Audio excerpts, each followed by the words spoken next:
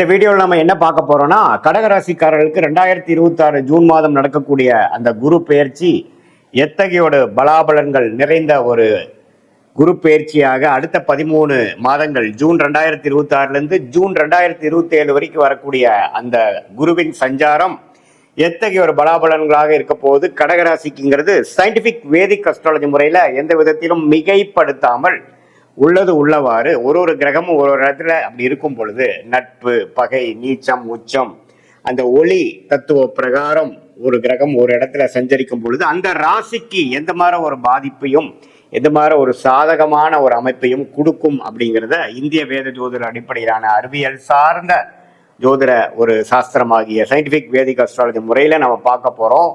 எந்த விதத்திலையும் மூட நம்பிக்கை மாற ஒரு பரிகாரங்கள் அது மாதிரிலாம் போகாமல் ஒரு கிரகம் ஒரு மாதிரி அமைப்பில் இருந்தால் என்ன ஒரு தாக்கத்தை நமக்கு கொடுக்கும் அப்படிங்கிறத நம்ம துல்லியமாக பார்க்க போறோம்.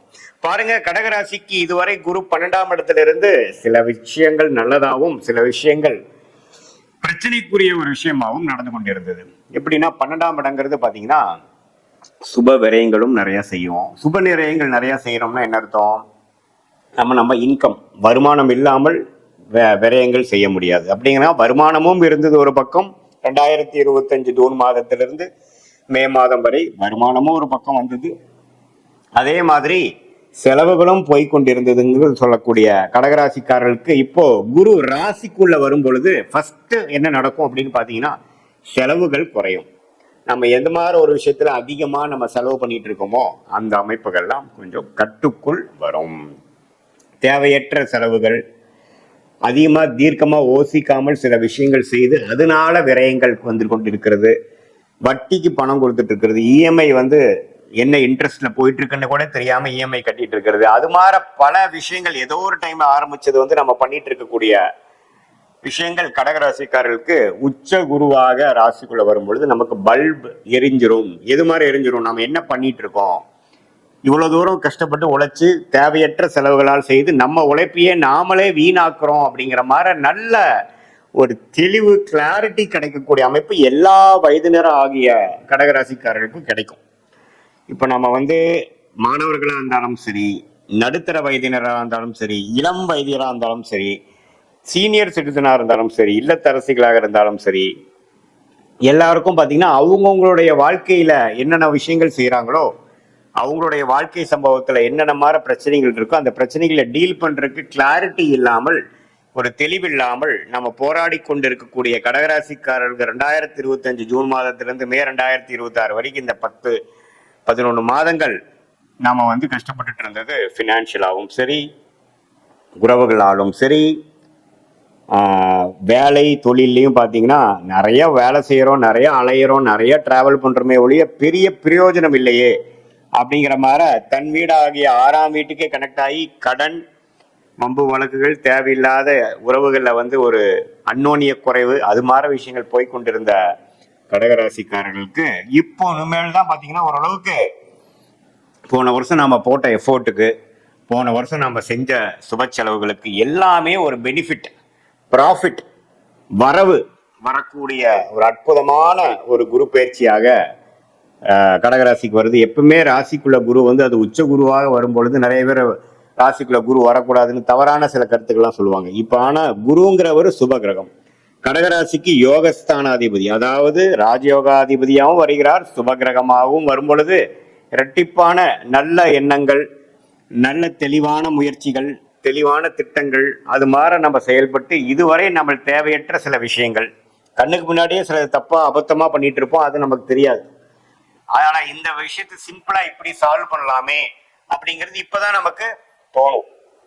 ஸோ அது மாதிரியான சில வாழ்க்கை மாற்றங்கள், செயல் மாற்றங்கள், முயற்சி மாற்றங்கள் எல்லாம் செய்து அது மூலமாக நல்ல ஒரு மனநிலை, நல்ல ஒரு உடல்நிலை, நல்ல ஒரு பேர் பெறக்கூடிய ஒரு அமைப்பு கடகராசிக்காரர்களுக்கு உண்டு. வாழ்க்கையில குடும்பத்தினர் உள்ள குடும்பமா இருந்தாலும் சரி, உங்களுடைய கொலீக்ஸா இருந்தாலும் சரி, ஃப்ரெண்ட்ஸா இருந்தாலும் சரி, எல்லாத்திலேயே கொஞ்சம் நல்லுறவு பேணிச்சு இந்த குச்சகுருவின் பார்வை 7ஆம் இடத்துல விழுகும் பொழுது நம்மளுடைய சோஷியல் லைஃப் இன்னும் கொஞ்சம் இம்ப்ரூவ் ஆகும்.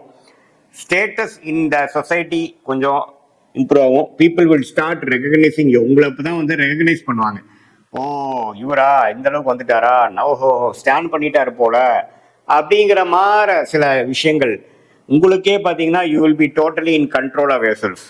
இது மாதிரி 2025 2026 மே மாதம் வரைக்கும் நீங்கள் அப்படி இருந்தீங்கன்னு சொல்ல முடியாது. ஏதோ காலகட்டாயம் ஓடிட்டு இருக்கேன், ஒன்று செய்கிறேன், அன்னன்னைக்கு என்ன தோணுதோ அதை வச்சு நான் செஞ்சுட்டு இருக்கேங்கிற மாதிரி இருந்தவங்களுக்கு இப்போ நல்லாவே ஒரு ஸ்டெபிலிட்டி கிடைக்கும், நல்ல ஒரு முன்னேற்றம் கிடைக்கும்.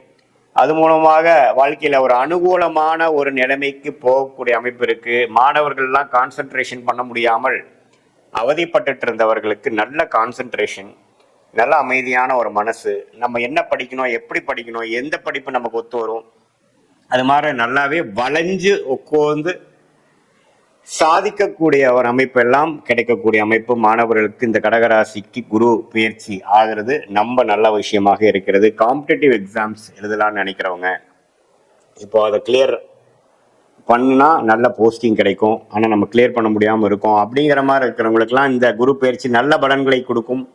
அதே மாதிரி வேலையில் ப்ரமோஷன், வேலையில் நல்ல மாற்றம், தொழில அபிவிருத்தி, பார்ட்னர்ஸ்குள்ள கொஞ்சம் நல்ல உறவு கொண்டாடக்கூடிய, நல்ல உறவு பேணக்கூடிய ஒரு அமைப்பு, இது எல்லாமே கொடுக்க வல்லதாக இந்த கடகராசிக்கு உச்ச குரு வருவது அருமையான விஷயம். 9ஆம் இடத்துல இருந்து சனி இருந்து தகப்பனார் சைட்ல இருந்து நமக்கு பெரிய சப்போர்ட் இல்லாமல் போறதுக்கு கொஞ்சம் பரவாயில்லையா இருக்கும். அது மாதிரி வாழ்க்கை அமைப்பில் இருக்கிறவங்களுக்கு கொஞ்சம் பேட்சப், அப்பாவோட தகப்பனார் வழியில வரக்கூடிய அமைப்புலையும் ஓரளவுக்கு நல்ல பெனிஃபிட் இருக்கு. குரு சனியை பார்க்கிறார் 9ஆம் இடத்தை.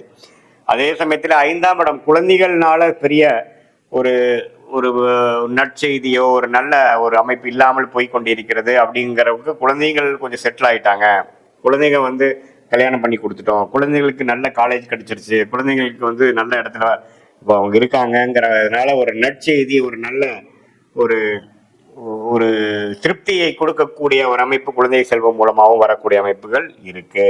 ஸோ ஓவராலா பார்க்கும் பொழுது இந்த ராசிக்குள்ளேயே உச்ச குருவாக 13 மாதங்கள் வழிநடத்தக்கூடிய இந்த குரு பயிற்சி நல்ல அமைப்பு. இதுல பாருங்க, நவம்பர், டிசம்பர், ஜனவரி மாதம் சிம்மத்துக்கு போய் 2ஆம் இடத்துக்கு அதிவக்கிரமாக போறார். அதுவும் பாருங்க வருமானத்துக்கு, குடும்பத்துக்கு வேணுங்கிற சில விஷயங்கள் பண்ணிக்கிறதுக்கு நல்லாவே சில பெனிஃபிட்ஸ் இருக்கும். சில வெளி மாநிலம் வெளிநாடு டிராவலிங் கொடுக்கும் இந்த இயர் எண்டில், அதுவும் கொஞ்சம் பாசிட்டிவான அமைப்பு இருக்கு.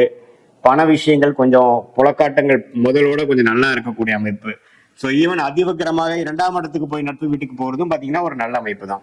ஸோ ஓவராலாக ஒரு அருமையான ஒரு குரு பயிற்சியாக கடகராசிக்காரர்கள் இருக்கு. இது பொதுவான பலனை தவிர உங்களுடைய ஜென்ம ஜாதகத்தில் உங்களுடைய ஜாதகம் எப்படி இருக்கு, லக்னம் என்ன, நீங்கள் ஆயில்ய நட்சத்திரத்தில் பிறந்திருக்கீங்களா, பூச நட்சத்திரத்தில் பிறந்திருக்கீங்களா, புனர்பூச நட்சத்திரத்தில் பிறந்திருக்கீங்களா பார்த்து உண்மையுமே துல்லியமான பலன்கள் தசாபுக்திகள் அடிப்படையிலையும் உங்கள் லக்ன அடிப்படையிலையும் நாம பேசின இந்த கோச்சார குரு பயிற்சி அடிப்படையிலையும் கடகராசிக்கு உண்மையுமே நல்ல ஒரு துல்லியமான பலன்கள் தெரிந்து அது மூலமாக சயின்டிபிக் வேதிக் அஸ்ட்ராலஜி மூலமாக பலன் பெற்று உங்களுடைய வாழ்க்கையில் தேவையற்ற எதிர்நீச்சல்கள் போடாமல் எளிதில் வாழ்க்கையில் வெற்றி பெற முடியும் என்று சொல்ல விரும்புகிறேன். மீண்டும் மற்றொரு காணொலியில் சந்திப்போம்.